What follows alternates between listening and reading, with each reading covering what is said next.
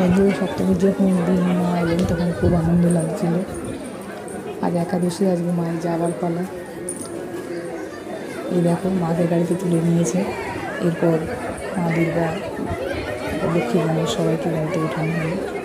আজ মন খুব খারাপ, ফ্লাইটের নিচটাও তাকানো যাচ্ছে না, সব ফাঁকা করছে।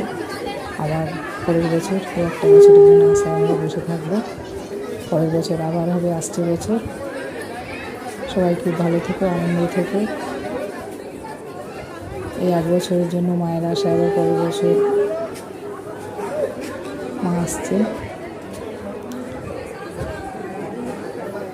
আসছে বছর আবার হবে। বড় দুর্গা মাই কি জয়।